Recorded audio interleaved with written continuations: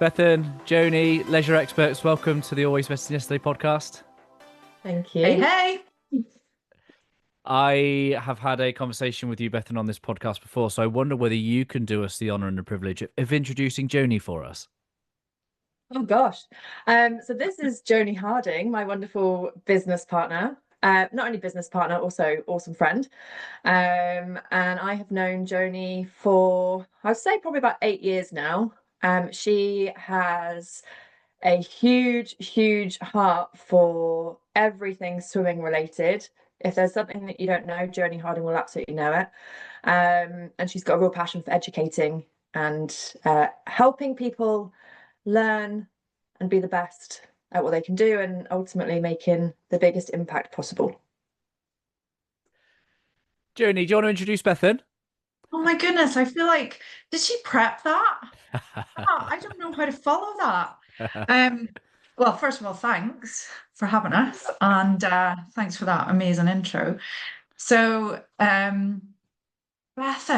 wow, she is someone that I first met in Helsinki, which I think was like maybe 7 or 8 years ago. And my first experience of her was she stripped down to her bikini in like 0 degrees and threw herself into this like black piece of water in the middle of a forest in Finland. And people had said to me, "Oh, you need to meet this person. Like she's really passionate. She's really cool." And so yeah, that happened, and I sort of walked away from that point thinking, actually, I do really want to know this person. And fast forward a couple of years, I hijacked her in a line, booking into a hotel in the middle of like Solihull, which was definitely not as cool as the middle of Finland. But uh, things were changing in her life, and things were changing in my team in the organization I worked for. And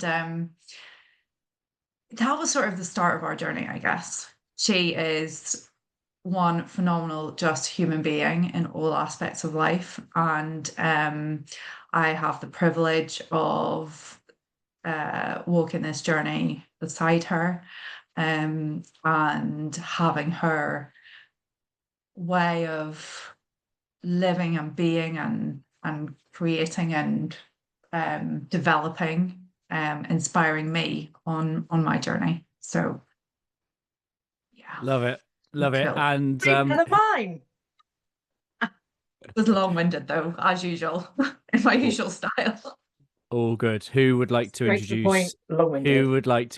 the leisure experts? Joni. For the benefit of the No. tape, if you can't see what they're doing, they're both pointing at each other. Shall I start? I'll Please. I'll start and then Joni can pick it up, because I think both of us would probably bring a slightly different stance. But the leisure experts effectively was born from a place of I'm not going to use the word frustration, I'm going to use the word heartache, because I think it was very much related to the passion that we both had for the industry, and COVID really demonstrated to us that the industry wasn't being served in the way that we knew it could be. So I guess go back four and a bit years, and I was on a call to a client at the time. It was still just sort of kind of coming out of COVID, and my now husband walked in, and he heard the conversation, and he said to me, he said, "What on earth are you doing? Like, people would pay good money for that. Like, that's a free service that organization was giving at the time, and other organizations in the industry also gave for free at that time." And he said, like, "You're so frustrated, and they obviously want you to go back into the office, and why are you doing that? Like, surely you can just do it, and you can do it so much better." And I thought, do you know what? Actually, you're right.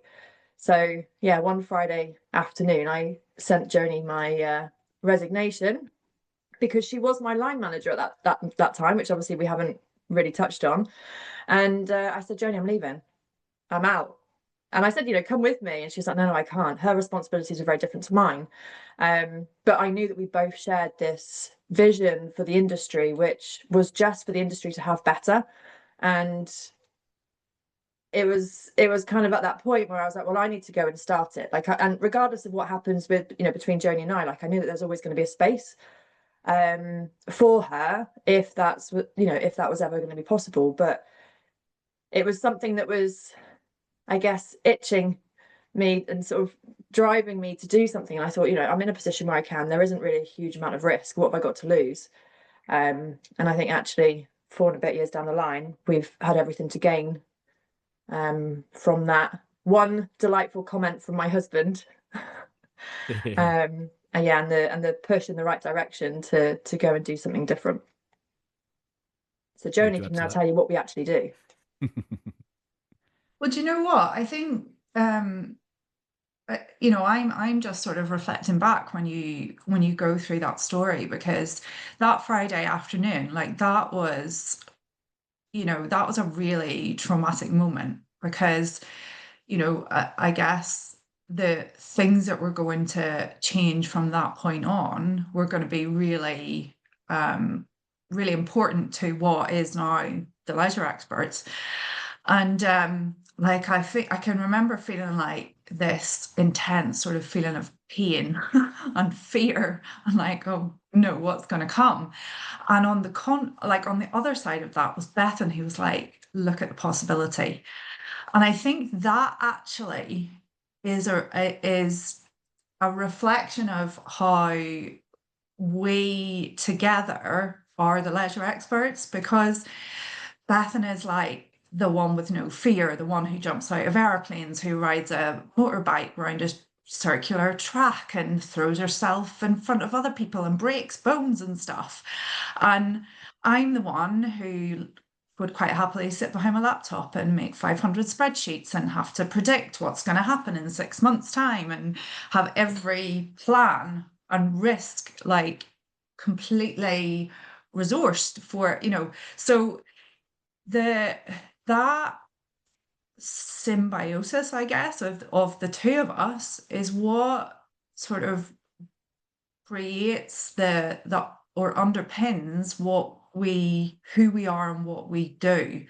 Because the piece about the leisure experts is that the leisure experts are who we are. It's not really something that we do, it's just us. And you know, when we get asked what do we do, it's a really flipping hard question to answer, because what we do is we turn up. um, we turn up and people sort of come with us when we get there. And that could be anything from training someone to be a swimming teacher. It could be pulling apart their piece of software. It could be implementing a digital transformation plan. It could be doing salsa on a stage in the middle of, you know, Ireland somewhere. Um, and it's that, I guess what we bring is that connection, that we are human, we understand the pain, the frustration that comes with working in the leisure industry. And we decided that somebody needed to make things better or give better opportunities. And that's what we did. The conversation we had before we came on was one of I remember this in my own journey with leadership. So I was really hearing from incredible people like Bob Berg and John Gordon about the go-giver style of leadership or the power of positive leadership, and it's like, wow, it really captures my heart. And like I'd love to see a world where that was, you know, the way that people were leading, and in the environment I was in was almost like a contrast. It was like the complete opposite. And I think something about this heart-centered work and this heart-centered framework is that heart vision, that knowing of a better future, a better possibility. You've just really articulated it nicely, is that you just knew in your heart that there was a different way of doing things, a better way of doing things. But at some point there has to become a courage where the heart hands over to the hands, and we have to step and to implement and find this wonderful balance of being both passionately courageous but also serving with what we have, and meeting people with their needs. And you say about you just turn up. Well, anyone can go to the leisureexperts.com and they can see that you don't just turn up, you turn up with a toolkit. You turn up with a toolkit of offerings, of a variety of transformations. But I guess let's go back to the very core and the essence of it. Why, I come to you first, Joni. Why are you so passionate about water? What is it? Was it something growing up? Have you always had a passion for water? Is it pleasure? Is it pain? Is it all things in between? Like, why are you so passionate about water? Oh my gosh, you're starting with the easy questions, right? Um, right, I am a person who grew up in a household with a father who represented his country um, in a sport that isn't swimming but uses water in which to perform. Mhm. And I got introduced to water from like literally, I think I was barely a month old on my dad's back in the back of a canoe. And water has always been a massive part of my life. It was always a reason, or it was always an adventure. It was a place you went to for fun. But I guess as I've grown up, water was a place where I was injured, and actually I had to stop swimming because I hurt my back. And as I've sort of dipped in and out of it again through the rest of my life, it has become a place of sanctuary, I guess, where you can release the pain and the frustration of your day. You like water is just this one thing that you go underwater, you can't hear anything, you disappear, you wash away everything. And I guess with those things in mind, I feel so, so strongly that other people should be given the opportunity to have those feelings, you know? And if we don't do something, then swimming or aquatic experiences are like that pleasure that we can generate from having that experience or that release or whatever it is your feeling is with water. If we don't do something, people are not going to have the opportunity to experience that.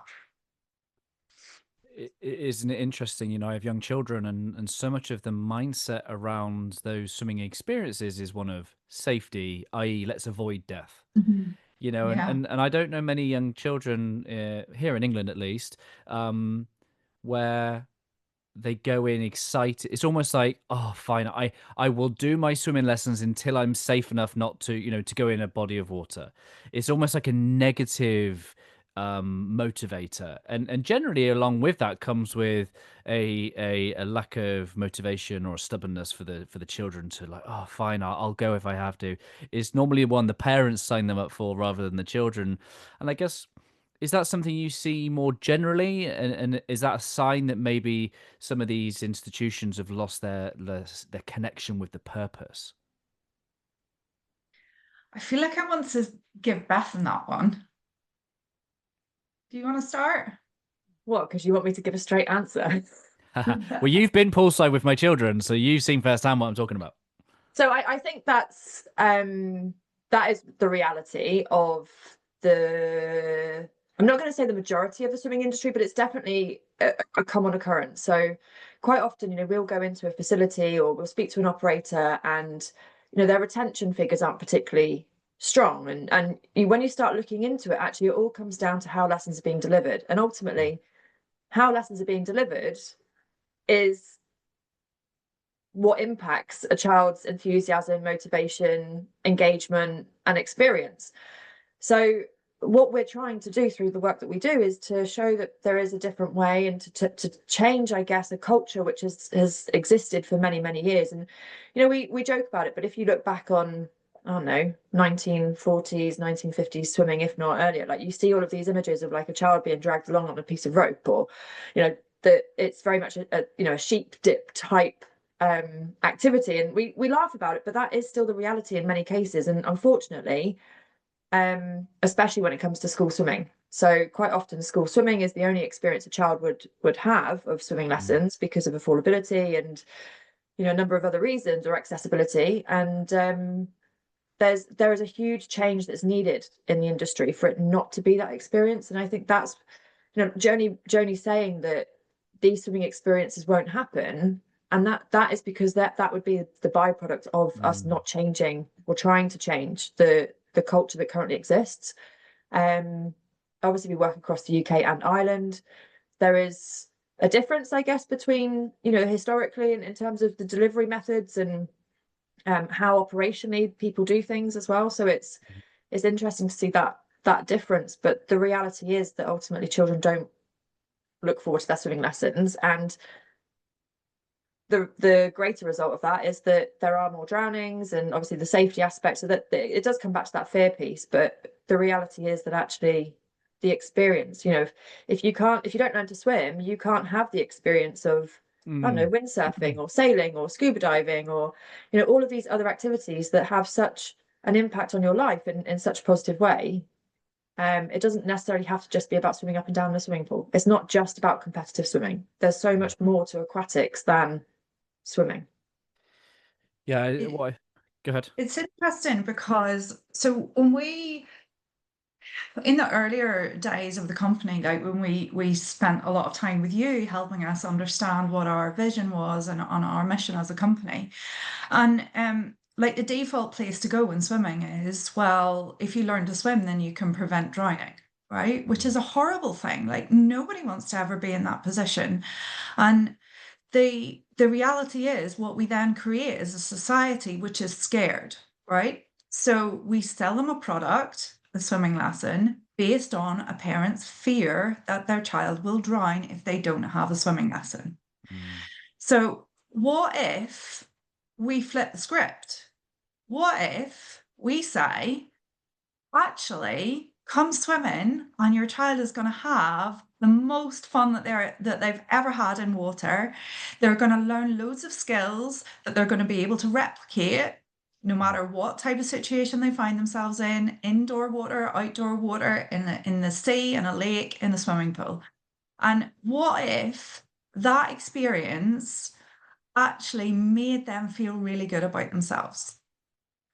So when we change the motivation to come, that completely changes the whole landscape, right? But what we need to do to make that happen is we need to make sure that the workforce who is delivering those experiences actually delivers in a way that makes someone feel something when they go to swimming. It's not rocket science, but It's a commitment. it's really, really hard to do because qualifications are not written in a way that encourages fun necessarily, or experiences of joy or play. These are all principles outside the water we've incorporated into mainstream education in schools, by the way.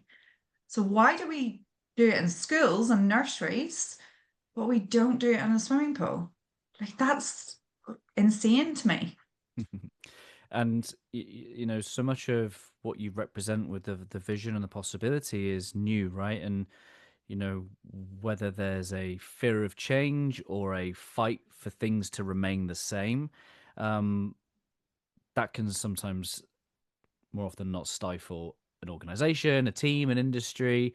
And one of the things that when you have the bravery and the courage to step out with this heart-based, vision-based solution, what you're really looking for is not the masses to go, oh, hallelujah, thank you that you've arrived, because the masses actually are kind of like, they don't know how to quite get it just yet because it's so different from what they're used to.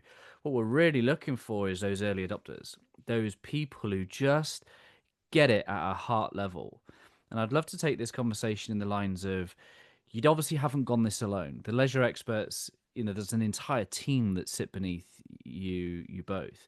I'd love to know about some of those early adopter clients that you worked with and some of those experiences that you gained, and also building your team, bringing like-hearted team, building that culture. So which of those two bits do you want to tackle first? Which was what feels best to respond to in that one? Can I go with early adopters? Yeah, go ahead.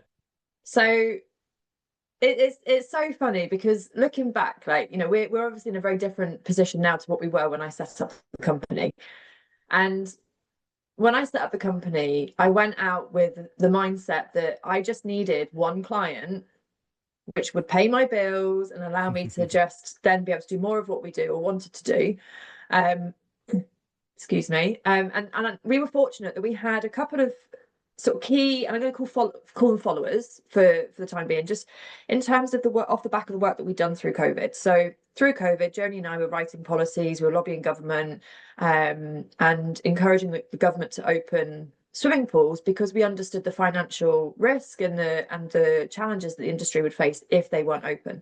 I think you were And being who you already were. I think you already these type of people, displaying your passion, displaying who the yeah, leisure experts were before you even had the brand. and we were being the voice of an industry which has never actually had a voice. Hmm. So although we were operating under a different organization, I think people very quickly saw that it wasn't necessarily that organization, but actually the people who were showing up were Bethan and Joni. So I always say that that period of time probably escalated and accelerated our growth of the leisure experts by probably 5 to 7 years in terms of the contacts that we had and the buy-in that people had in us as individuals rather than us as an organization. And I remember I just thought, you know what, I'm just going to put out there, like, what can I do? I can go in and I can review a business and I can give them some really simple, low-hanging fruit suggestions, which is actually going to have an impact on their business, both in terms of their workforce, but also financially. And the financial piece is always the driver when it comes to facilities and operations. So I sent an email to a couple of those key sort of followers, and I just said, look, this is what I'm offering. It's this much money. You know, there's no requirement for you to continue to work with us afterwards. Like, you know, we'll give you a report, we'll give you the recommendations and suggestions, and you know, you do with that as you wish. So we did a handful of those. I did a handful of those, and off the back of that, we had 3 clients, and that then, I guess, sort of allowed us then to move forward into a different part of our business where we could then begin to actually grow, and that growth being Joni coming on board. Joni left her full-time role to come and join as a director, and at that point I was like, yes, I've actually got someone else in it now with me, which equally doubles the fear because you then have 2 salaries that you need to find money for. But those early adopters saw what we brought to the table as individuals. They allowed us into their own businesses and actually were really open to the way in which we spoke to them, which is open, honest, wholehearted. And, you know, we just showed up from a place of just pure care. Like, we cared about their business, we cared about their operations. And, you know, we always say that we hope that our clients feel that we are just an extension to their team. And, you know, one of those clients is still a standing client with us. So if it wasn't for those early adopters, it would have been very, very difficult and it would have been very painful, but such an important part of our journey.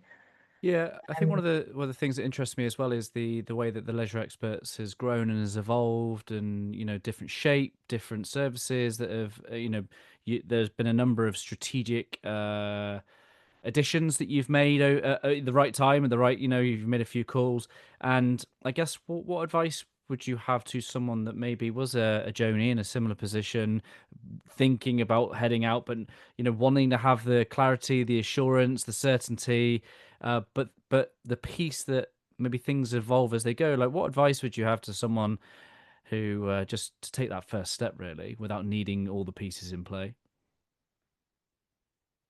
Is that for me or for Joni? For you. Trust. I think trust in yourself, trust in your knowledge and what it is that you feel is needed. and trust in your ability to actually be able to go out and create connections and to offer a product or service that you know is missing in that space. But I think quite often people in business think that it's very lonely, and I think it's only lonely if you make it lonely. And over the last 4 years, the amount of conversations I've had with people about going and setting up their own company, like, it is the best thing I have ever done. I would say we have ever done, but I don't want to speak on Joni's behalf. But to then see other people who have gone and done exactly that because they felt that there was a missing piece that they had an answer or a solution to, create their own business and then also be successful. And it literally just, honestly, it just takes that bit of courage. That bit of courage is a huge, huge piece of courage. But I think if you know, like Ryan, obviously we've had so many of these conversations about, I just know, like, I just trust, I just know that it will work out. And actually how we are as a business today is nowhere near what we thought we would be when we started 4 years ago. Like, what we deliver now is very different to what we thought we would be delivering 4 years ago, you know? So and when I say we have show up, have grown and fun, do your changed. best, and leave space for miracles, would you say that there are some aspects of what you're doing right now that kind of blow your mind, that surprise you, that are better than you could ever imagine? Is that ring true as to what? 100%. Yeah, funny, isn't it? 100%. Like, every day we're like, is this really real? Like, is our business actually what our business is? Like, and the opportunities that seem to just land with us, and Yeah. for us to be able to have the choice as to who we work with, who we don't work with, what we put out into the world. There's so much of it which is just like that, you can't explain it. Like, it's Well, you've put the signal out. You've put the Batman signal out of this is who we are.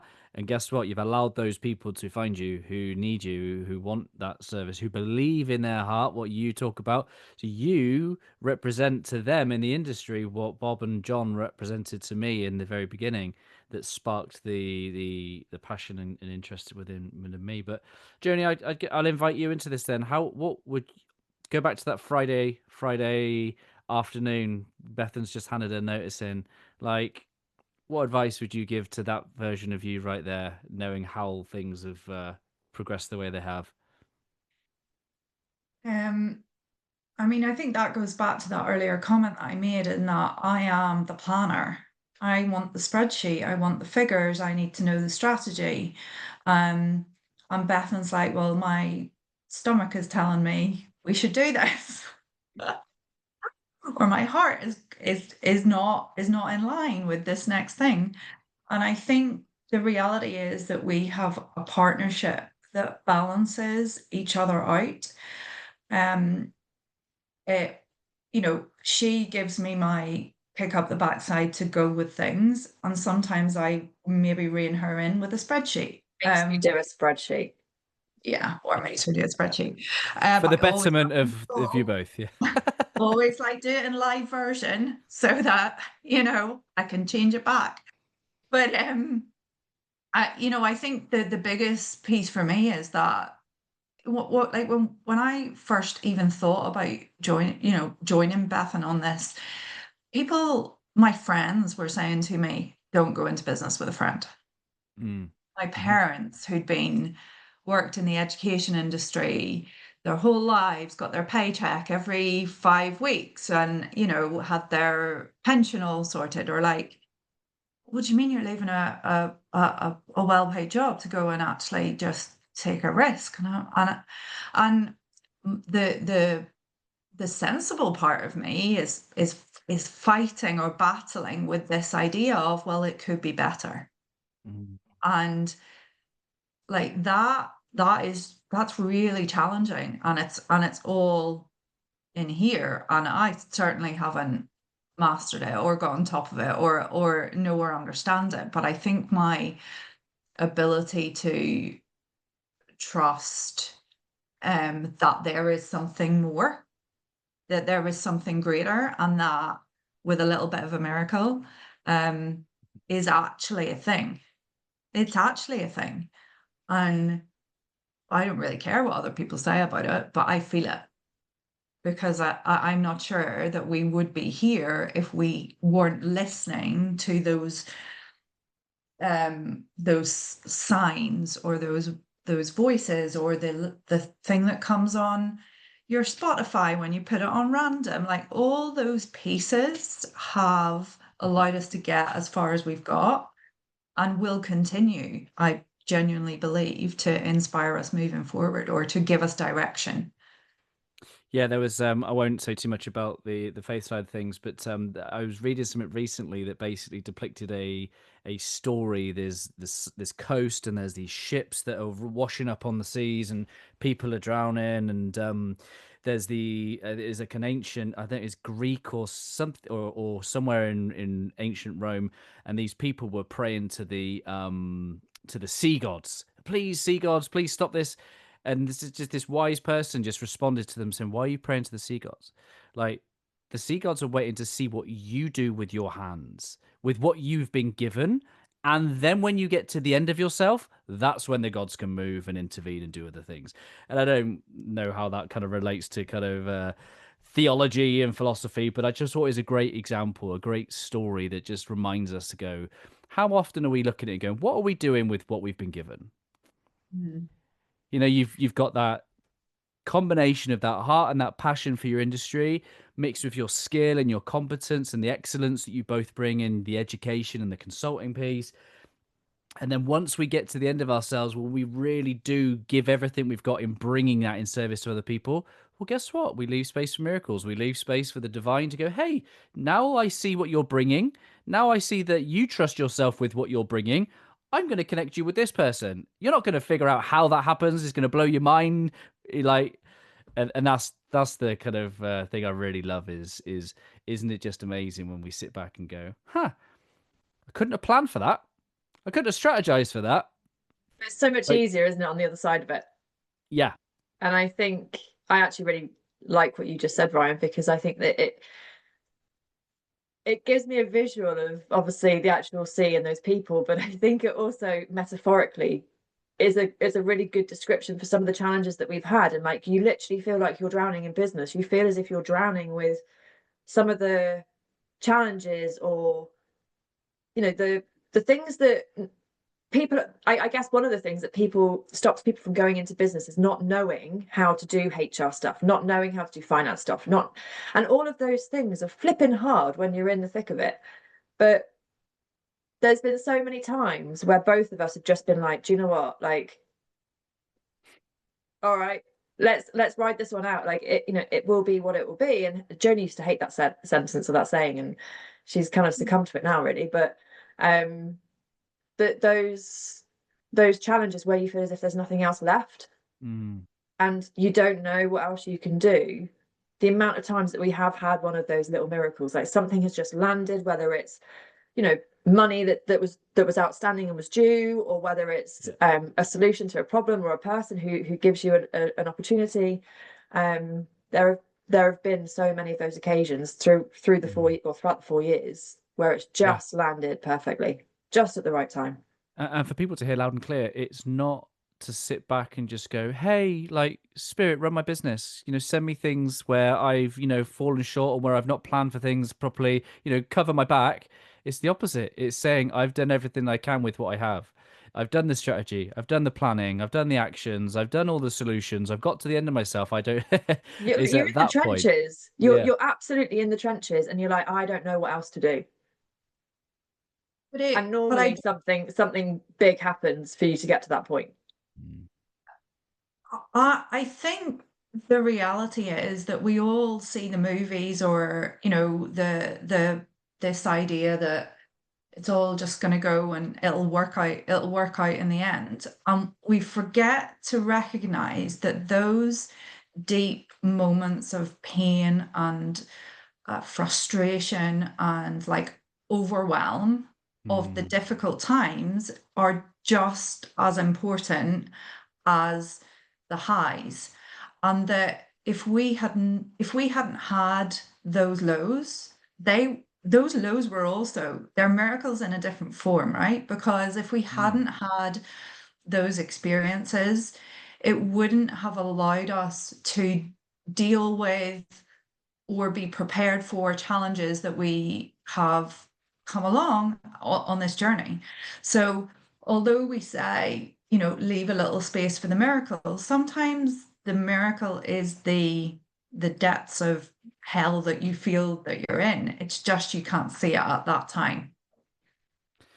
I was talking with Lisa over coffee this morning. I said there's a bit where someone gets to the end of themselves and they're like, they're experiencing that living hell, and there's one of two paths. One is, this is all that there is.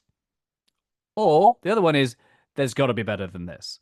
And depending on which you decide, depends on which path you go down. Because if you think that that's all it is, well, guess what? You're going to get more of the same of what you expect. Whereas if you think there must be more, and guess what? You get opened up to this whole new perspective of, yes, you are correct. There is more to this. And wouldn't you like to come down this path? One of the important things then in your journey in building the leisure experts is to bring people along with you to build this team of leisure experts. What's your kind of mindset, your criteria for bringing, because team's important to you, right? I'm not sure whether you use the word family as such, but it's effectively that, right? You got a small group of people that you really are looking to lead with your values. You talk about trust and excellence and a real passion. So, talk to us about some of the criteria that you have when you bring in new people. Go on, Joni. Let me take that one. Right. Well, do you know what? I wish I could tell you what the criteria are. And I don't want to give a sort of a crappy answer by saying it's just a feeling. Don't tell me you're using Bethan's gut again. So I know it's always Bethan's gut. It's not true. But I think both of us rely a lot on the networks that we already have, the people who we have come across in our journeys, the people who we feel have the potential to come with us. Well, we don't. I guess I can say what we like. We don't like hierarchy. We don't like boxes. And therefore, when we make decisions on recruitment, it's always about the person rather than the job description. Because actually, we feel our way through a lot of the work that we do. And actually, sometimes the people who work with us have to feel that journey too. So we don't necessarily go out looking for a skill set. And that is the approach that we've had.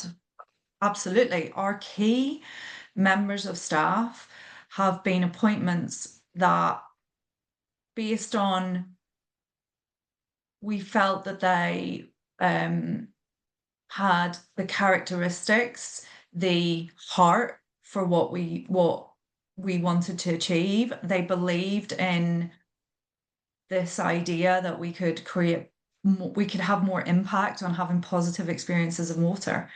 And they believed in us, and we believed in them. I feel like Bethan's itching to add to that, because she's the one who says, no, you're not having a job description. And then I'm like, I can't do a job description. But yeah, I guess, what am I trying to say here? I think it would be fair to say that there have been times where that's bitten us in the backside, because not everybody can operate and function, I guess, within that structure that I'm going to use that structure that we create, but that structure that we create is very unusual. It's not your usual type of workplace. We have a very flexible approach to working. Our core team work remote, so there's a lot of challenges that come with the way in which we work, but equally, for the right people, is absolutely a game changer for them and their lifestyle. So there have been times where we have appointed people based on who they are, because we felt that they would be a good fit. But the way in which we work hasn't necessarily always fitted in terms of them and their lifestyle or what they need from a company. But that said, like, you know, the job description piece, our business is growing so fast that actually we really struggle to be able to pinpoint exactly what it is that we want and need people to do. And actually, what we prefer to do is to allow people to come into our business to find where they fit and to then be able to do the things that they love, because we believe that by them doing that, not only do they get the most job satisfaction, but we also get the most out of them as an employee. Trust is a huge piece for us as well. So I think when you can work with that balance, and that your team understand that actually, you know, it is very much a win-win, give type scenario, that you absolutely do get the best out of them. So it's challenging to manage that, because it's not the norm, and it's also very different to how people are used to working. But I think once people understand it and experience it, people sort of either sit into it or they don't. Do I have to earn your trust, and how can I lose it? Go on, Joni. For me, you don't earn trust, you have trust until you lose it. Trust is And then given. it's not an easy way back. Right, which is what we're dealing with adults, right? Trust is Yeah. given until otherwise, and that is a approach I really wanted to bring into when I used to work in the emergency control room at the police. There was a culture of trying to catch people out, and you know, almost if you look you will find, right? So it's this repetitive cycle of I don't trust you, therefore I found this little thing that means I don't trust you, therefore I'm justified in my suspicion and not trusting you. Very toxic. No one really felt safe, always felt they were being checked up on. It's a new level of leadership to go, I'm going to forgive trust, I am going to give it because of who I am as a leader, as a trusting leader, and as a someone committed to an adult style of leadership and culture. But on the flip side comes a great deal of responsibility. A great deal of responsibility to be able to have those difficult conversations and not fall back into that checking up on people behavior in a kind of, well, like a checking up way, not in a accountability way. I don't think there's any issue with, as my coach says, inspect what you expect. I think that's a great part of it. That doesn't necessarily signify an absence of trust, but more a, oh, we've lost Bethan. But it's you and me, Joni. You've got it from here. Does that resonate with what I just said? Yeah, absolutely. I think too many occasions in my own life have I walked into a room and had that, or felt my perception was that I needed to prove myself. And that makes you come at things from a place of fear rather than from that place of love that we talked about earlier, right? So my approach in terms of like line managing people or having people within our team is that, you know, you deserve to be here. You have, for whatever reason, we've worked together before, we've met. Bethan said that you're a great person. The way in which you present yourself to the world means that you are welcomed in to this community that we have, and you are part of our journey, and that is yours unless you decide that it's not. So it very much comes from, this is what you can make of it, and I definitely know how I felt in those situations where I had to prove myself, but Yeah. I could never prove myself because it Yeah. was never enough. But that's because I was looking at it from the outside, right? And not the inside, because I didn't accept my own Yeah. performance was good enough. Well, and this is some of the conversations we've had along the last couple of years, which is that when we go on the heart-centered journey as an individual, we come to face with the light and the dark within us, the strengths, the weaknesses, the good, the bad, the ugly, all those sorts of things in between, right? And the more and more we become acquainted that, the more that we can help with our strengths and not harm with our weaknesses, and all sorts of self-leadership. And then we go to a workplace where everybody else has a light and a dark, a gift and a shadow. And being the type of leaders that really, if you use the words that you do, which is about having people feel like they belong in your team, a real part of it, then what you're doing as a organization committed to leading with the heart is making space for the whole human.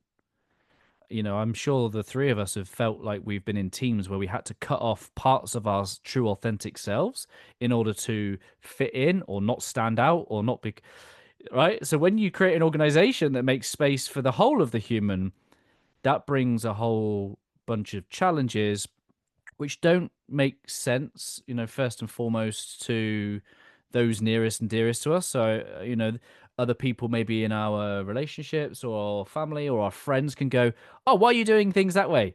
Oh, you shouldn't. You should do this, that, and the other." It's such a different path and one that's not necessarily walked. So, in many respects, the reason I want to share your story with this podcast is because to be a source of encouragement, but also you're some steps along this path, and there are some things you've learned along the way that can be useful to people who want to take a similar path, but they're not many people that they can follow in doing that. And I guess I'd love to hear your own personal reflections, because one of the things as humans is that if we encounter that challenge or encounter that feedback from maybe a member of staff or somebody else that tells us that we've got it wrong or we're not who we say we are, all these things, if you're not 100% grounded and clear, we can go, oh shit, who am I? And I guess if there have been periods of doubt, individual doubt, collective doubt, soul searching, or if you always found a peaceful remembrance of who you are as directors and as the leisure experts. All of the above. All right, completed it. Done. Joni, do you want to go first, or do you want me to go first? Well, I sort of feel like I think you're going to get two very different. Yeah. I what you just said really resonates with me, because when you are in the deepest depths of somebody questioning your integrity and you using, I guess, your like the areas of me which I am less comfortable with, the things that make I take a step back and question, well, am I being unreasonable? Am I expecting too much? You know, those times have come often for me. And I do battle them frequently. And I guess a situation more recently certainly made me have to take a step back and say, well, hold on a minute, what is it that we stand for here? And what is the right way to deal with this? And the right way to deal with it was flipping difficult to have to actually follow through with. Really difficult. So But let me just pause on that.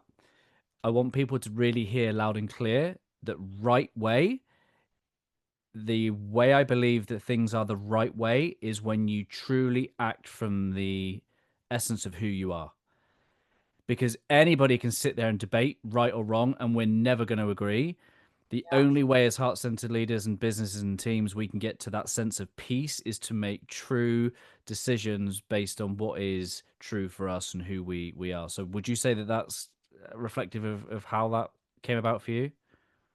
absolutely. Yeah. And I think the challenge is when you're in the depths of that, because it's sometimes easier to take the Mm. path more frequently walked, right? It's easier to just go, oh, right, actually, do you know what, right, that happened, we'll just kind of and but actually that isn't what we stand for, that isn't who we are, and sometimes we are going to have to do things that from the outside might not make sense, but the reality is stick to our heart. We stick to why we're doing what we're doing. And if we keep that at the forefront of our mind, then we won't make bad decisions.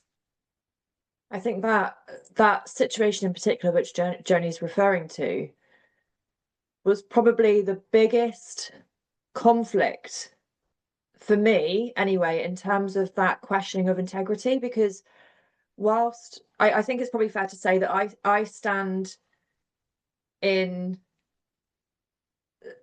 sort of confidence and assurance stronger than what Joni would.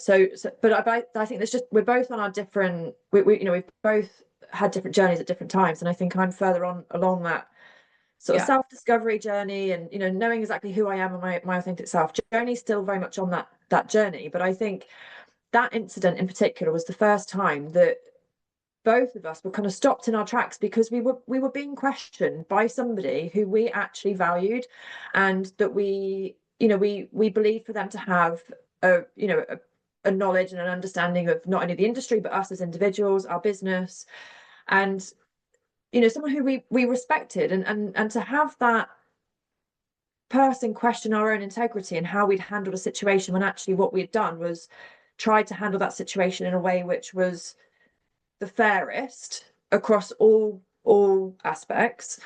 Well, that was really, really difficult to deal with, and we didn't take the quick route on that. Like, Joni and I sat up until midnight a number of nights in a row. We cried, we worked through it. Like, we went backwards and forwards on so many different things. We did process, I guess, within our business, which we didn't actually have to do, but because we believed that to be the right thing, that was the fairest thing. And although that created more work for us and more stress, pressure, emotionally as well, that's the level that we went to, because that's who we are and that's what we stand for. And maybe if that integrity piece wasn't questioned the way it was, in fact, not maybe, I believe that even if that integrity wasn't questioned in the way that it was, we would have still gone the lengths to have done it the way that we'd done it, because that was the fairest option all round. And I think through that process, not only us as individuals, we've learned a lot, but I think our team have also experienced that process, not in detail, but they have an understanding of sorts as to what we went through to get to that outcome. And I think that off the back of that as well, there's probably greater trust in us as individuals, as business owners and leaders, that actually we will always try and do the right thing by the individual and then by our business. It's never, for us, it's never business first, it's always the individual. I hope what people are hearing is that the heart-centered way of doing things is about who we are being whilst we're doing it. You know, that sense of purpose, that sense of passion, authenticity, you know, values. And if we're doing it, I use inverted commas, the right way, it should look differently for everybody, because you have a unique set of values, behaviors, gifts, skills, talents, the reason you're passionate about something. So what I want people to really hear is that when Joni and Bethan are talking about the right way to do things, to hold integrity, to do it through values, that structure remains true for everybody listening, but it will look different. It will look different. It will feel different. Why? Because you are the difference. You are the people with that on your heart's vision, that passion and that purpose. Can I just say that has come from experience, lived experience for both Joni and I, how we have been treated in previous employments and throughout our careers. Like, us choosing to do business differently and managing our team differently is the byproduct of us having experienced ways in which we were managed that we didn't feel to be fair or individualized. And that's why we've chosen to do it the way that we've done it, because we believe that it doesn't have to be that way. There's no reason to make people feel inadequate, unsupported, any of the other words that you can put to it. But I can guarantee that every single person has had some experience in one way or another of where they have been treated in a way at work which hasn't felt nice.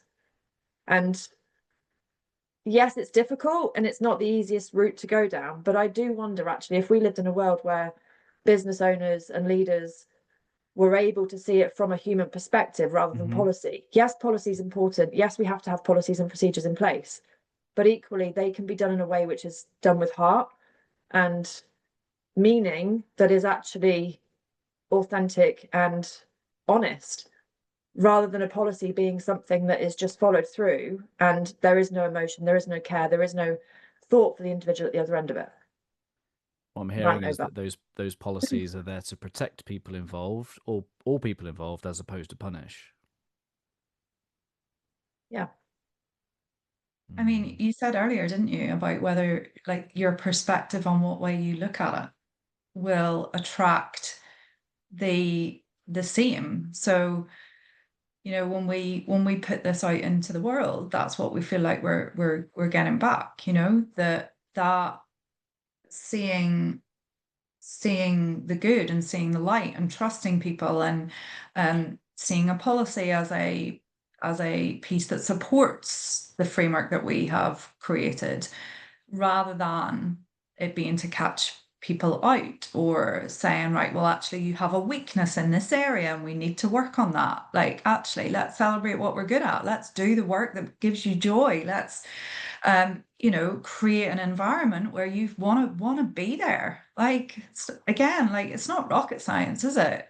We spend how much of our life in work, and how cool is it when you get to work and you actually like the people that you work with, because the feeling, the energy that's around you, and that you the culture that you've created is one of mutual respect, trust.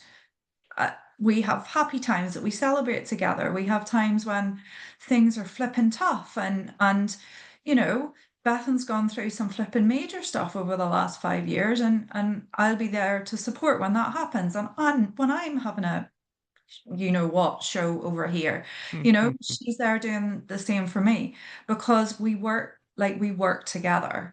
And when someone's having a bad day, someone else raises their game, and that it's literally like water. How do you make sure you protect yourself that you're not played off like mum and dad? Good cop, bad cop. Oh, well, I mean, there's always a running joke, isn't there? Bad Go on. cop. She's wearing it. There's always bad cop. But It's probably fine. the reality is, though, isn't that actually I am I am, how do I say how do I say this now? I would After all, say Joni has had far more experience in management roles dealing with challenging and difficult situations when it comes to people than I have. And I think from that experience, she has a wonderful skill of being able to manage it really, really well. Whereas I, when it comes to people, struggle in terms of like the life aspect and understanding the impact. Like Joni's very, very good at just being matter of fact, whereas I'm a bit like, oh God.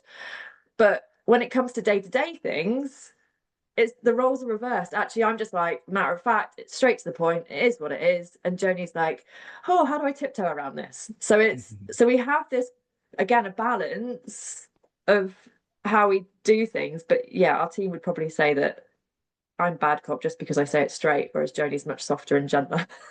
yeah, Do we I would. practice love tough? We do practice love tough. It takes some practice, doesn't it? It's not easy. It's not No. easy because we don't come to that without our own baggage.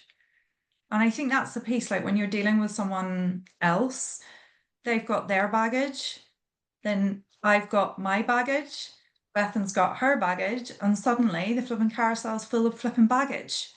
And actually, we need to just get rid of the baggage. And it it but it's really flipping difficult. Yeah. And you do question yourself. Well, that's the role of our own leadership, isn't it? Our own journey of leadership, so that we can get to a place of wholeness within ourselves, so that I can be present for whoever's in front of me. And that's the real challenge. But I really do believe that if we can get ourselves to a state of wholeness and presence in front of other people, they will feel our love, even if it feels like correction and challenge. You know, I've been I'm at that stage now where I've got a 13-year-old, a teenager. How did that happen, right? And we've had some kind of like, just testing of the, is the prince wanting to become king sort of thing. Like some test, we've had some really difficult conflicts, and through it all, Dad, love you so much. Like, and it's just like, wow, how good is that we can grow through conflict and we can become, more united and more committed, even though we've gone through that conflict. I think that's something that most teams or leaders fear. They don't see that as being the result downstream of conflict. Because for me, in my early days, I was conflict avoidant. Conflict means rejection, abandonment, all these things. This is our baggage, right? This is my baggage. Conflict equals this, therefore avoid conflict, even if it means don't speak your voice, even if it means don't do the brave thing. So what happens in the early days when I'm making a commitment to have conflict? Really clumsy, don't really say it the way I want to say it. But guess what? The only way to get better is to go through it and have the other person feel the genuine sincerity of the conversation. We live and learn. I'm going to ask you one interesting question before I go to my next deep question, which is, who is the better dancer? That's not fair, that question. Thank you, Derek at Absolutely BGI. is. It absolutely is not. There's video proof. There's video evidence, Joni, of this situation. There So is video.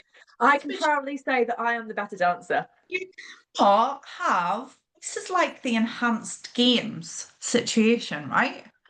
When you have an injured person over here, that's Yes. not a level playing field. Don't play the blue badge. So I Don't play the blue badge. I think we need a replay of the competition. Yes. To make things fair. Will there be an opportunity in 2026 to replay this competition? Yes. Potential. Essentially. Well, there's a whole banner on top of your website, so I hope that there will be. Maybe not salsa, because my hips do lie. Well, if it's a comeback, Joni, I guess you get to choose the rules this time around. Oh, actually, maybe I just need to make sure, that I'm in control of the dance choice. So, you know what I think you need to do? So you can't play that card. Your rehab. You'll do your rehab. Yeah, this is Love Tough happening live in yes. So tough love right there. 100%. For the benefit of those that may not know what we're talking about, would you please just enlighten the viewers and the listeners for 30 seconds? Our conference in May 2025, May 2025 this year, we had the awesome Brian Redmond from Dancing with the Stars, who was our MC for the day. And he did lay it down, and we had a salsa competition, which apparently, according to the audience, I lost. But, like I say, I'm injured. You're so loving that you gave Bethan the opportunity to feel like a winner. I know. I am a winner. Regardless. That's my heart-centered leadership right there. Self-sacrifice. Absolutely. I admire this. It motivates her. Yeah. So, talking about the conference, what was important to you about that? From what I understand, the industry has had a number of conferences, shall we say? Like, what was important to you about bringing your energy and your spirit to this space? She just turned her microphone off. My microphone's been off every time I've not spoken, actually. Thank you very much. Bethan, go ahead. Yeah. What was important to us? What was important to us was for people to feel connected, for people to feel that they actually had a voice and that they were being heard, and to create a space which maybe looked and felt a little bit different to what the industry had been used to. And I think we naturally do that through our brand anyway, in terms of the color. So when you look at the leisure industry, swimming specifically, like everything is normally just one color, which is blue. Do you think those events became a adult representation of the boring children's swimming lessons? Yes. Yeah, and the reality is that, feedback from conferences and events that we go to is very much, it lacks engagement, or it's not relevant, or it's I'm disengaged, or I don't really feel as if it's anything to do with what I'm doing. And we really wanted to bring something which was the complete opposite to that. So we wanted to bring something which people felt that there was an energy, that there was a vibe, that there was a presence, and that actually people, like I said, had a voice and could participate in a way which they never would have done in any other conference before. And did that happen? Yeah. What waves do you think that made in your, or let's rather than thinking and hypothesizing, what did you get played back to you? What were some of the comments? What were some of the experiences of the people in that room? What do they tell you? The most impactful one for me personally was from a director of a very well-known organization, very respectable organization, who turned around to us and said, I haven't seen a conference presented and delivered in this way for a very, very long time. And that stopped me in my tracks, because I thought, you know what, this is somebody who knows our industry inside out. This is somebody who goes to conferences probably more often than they have hot meals. Like, they're constantly going to events and they're constantly seeing things in our industry. And for them to recognize that actually we hadn't just put on a conference, there was a huge financial investment for us. Visually, it was grand. From a content perspective, there was huge value. And there was no stone left unturned. Like the attention to detail to it was to a standard which we wanted to represent. Like, we wanted to show that actually, we're not messing around here. We're not playing with this idea of us having a business and us being present in the industry. Actually, we mean business, and we were showing up and we were showing, I guess, our authentic selves through that opportunity. So for me, that would probably be the one piece of feedback that I had, that I thought, actually, yeah, that is everything that we wanted it to be. Like, it represented who we are. It represented what we bring and what we are putting out to the world that we will be bringing in the future, and making a standpoint for actually what we're about. What's the plan for 2026, Joni? How do you top that? I don't like that's It's given me terrifying. it's literally given me nightmares. But I think I'm gonna just go back there too. So one of the comments that was made was about the opportunity that we have. So someone was interviewed and they were asked about what they thought about what we were doing as the leisure experts, and I think the answer was something like, well, actually, what Bethan and Joni have done is they've identified the gap. They understand what the industry is asking for, and they have a wonderful opportunity to deliver it. And for me, that somebody chose to be there, paid for their ticket, took a day out of their life to travel to get to the deepest, darkest depths of County Wexford, and that when they got there, what they felt was that we understood, and that actually we were going to be proactive to help. And for me, what I want to bring in 2026 is that same feeling that we created there, and to share what it is that we have done since 2025's conference to make that happen.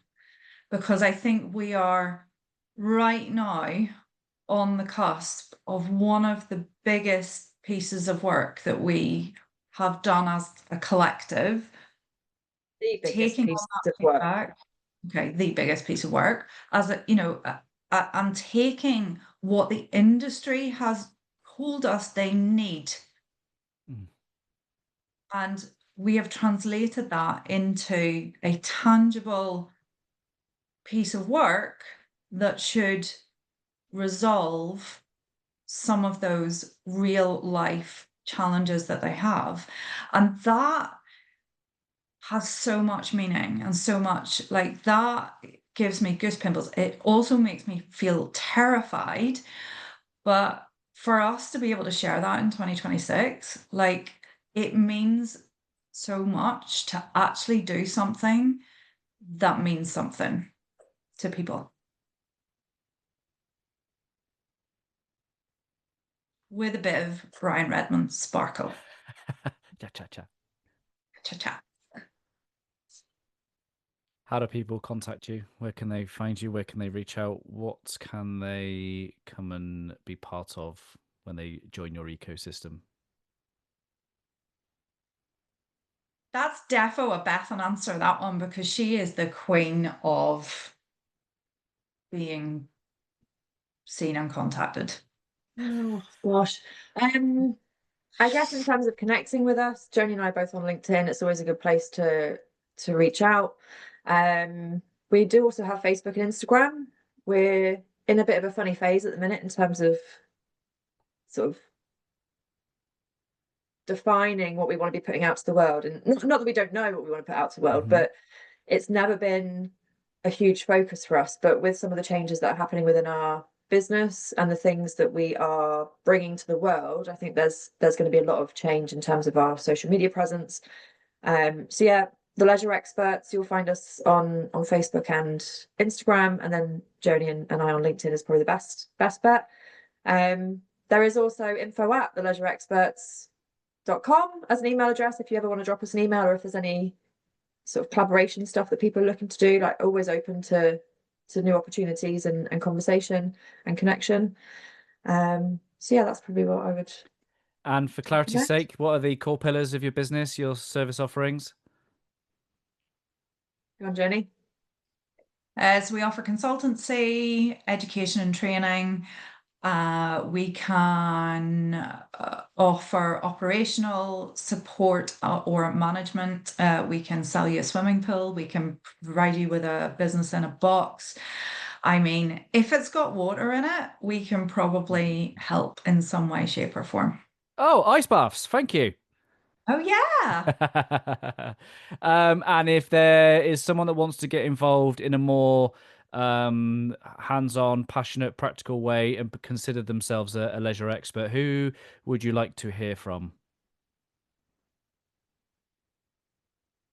Who would we like to hear from? I'm going to start off with a very loose answer of anybody who actually believes in making a difference and having an impact. Someone who relates to what we've just said through this conversation.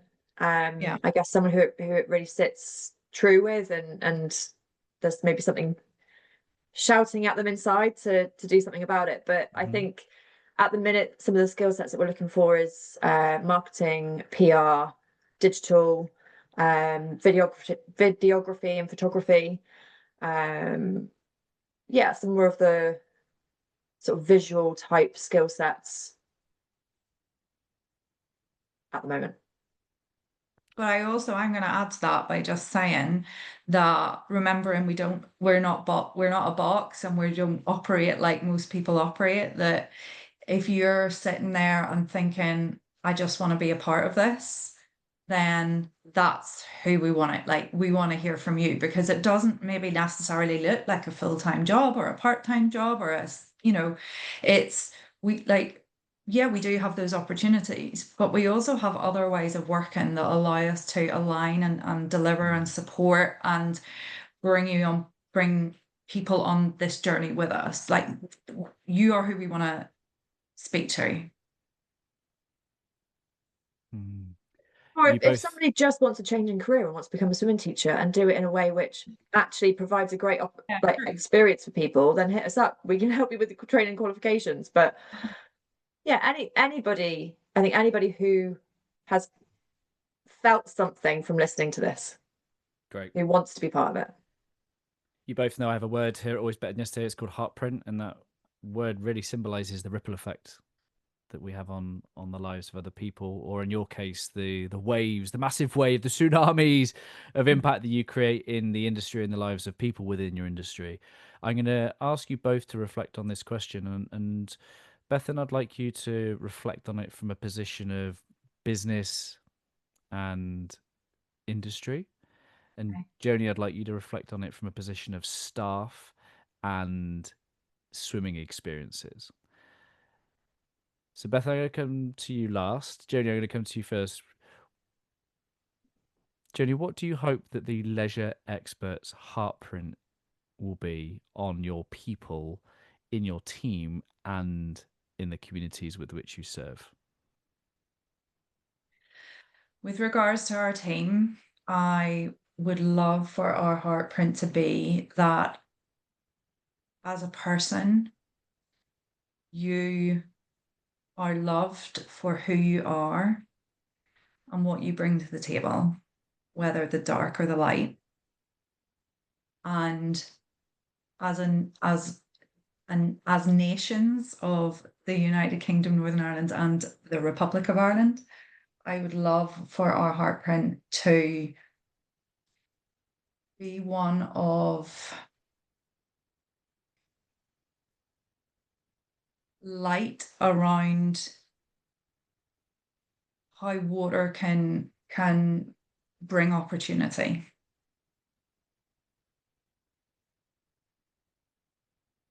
Bethan? How do we follow that? With your truth. From a business perspective, as in our own business, or On the businesses that you serve. right, okay. My hope would be that our heartprint enables businesses, facilities, operators, and by default local communities to have facilities that are sustainable from a, in terms of they are financially viable and therefore they are sustainable, and that more and more people within those local communities can access it without those facilities being taken away. And the reason I say that is because I think that is the byproduct of everything that we do. So if we can get all of those pillars that we spoke about right, and we can provide services and offerings to an industry which we hear, we can empathize with, and we walk the same path with every single day in operations, if we can get that right, that is the end result, that is the byproduct of doing those things in the right way. And I think being able to demonstrate to the industry that actually there is a way for them to have autonomy over their businesses and the ability to maybe have more choice whilst having a more positive impact, rather than being boxed into being told that something is the way in which it should be delivered and done, which actually in hindsight and on reflection quite often has the opposite effect, and actually can potentially be more damaging to their business and more restrictive to their business and also their workforce. So that would be my hope, that actually it just elevates and opens up additional opportunities in a more positive way for every single operator. Well, thank you for your commitment to bringing your heart to the world. And you're only getting started 3 years in, 4 years in, and wow, Just turned 4. yeah, wow. If you think about a child who's barely walking and talking at that age, so here's to seeing that heartprint ever grow, ever expand. And Bethan, I don't mean to lower the tone, but obviously the last time you came on, we talked quite a lot about Steph. Where were you with the leisure experts at the point of her passing? Where was I? 6 months in. Yeah. 6 months in. And do you know, I actually thought last night, I don't know why, whether I kind of just knew that this might come up in conversation, but it made me stop in my tracks and just reflect, because I genuinely believe that if I didn't have Joni at that time, so Joni joined I think a week before Steph's accident, and her passing, and I genuinely believe, I think if it wasn't for Joni being with me at that point, I never would have come back to the leisure experts. Wow. Powerful. Thank you for sharing that reflection. And I Welcome. know from our personal conversation, she's never been far from this journey that you've been on. No, and I think that, we've spoken so many times about synchronicities, but I think, again, reflecting back on it, the one sign that I definitely needed was the first day that I chose to go back to work officially, and that was the 7th of the 7th, and 7's obviously a big number for me, and all the synchronicities that happened around that day. So I absolutely believe, as somebody who would have always said to me, if I could financially invest in your business, I absolutely would. I think her investment is in many other ways. Yeah. Powerful. Thank you for that. All right, final thought time. I'd love you to share a final thought, maybe your greatest takeaway of heart-centered leadership, whether it be a heart-centered leader, whether it be leading in your industry as directors, as women in leadership, whatever it is. I give you the complete freedom to share. But from one heart-centered leader to our community, Joni, what has been one of your greatest lessons in leadership? I think my greatest lesson is one that Bethan preaches to me quite frequently, that I probably my ears tune out to, but is incredibly important, is that you should listen to your body because your body will guide the way. Wisdom. Bethan?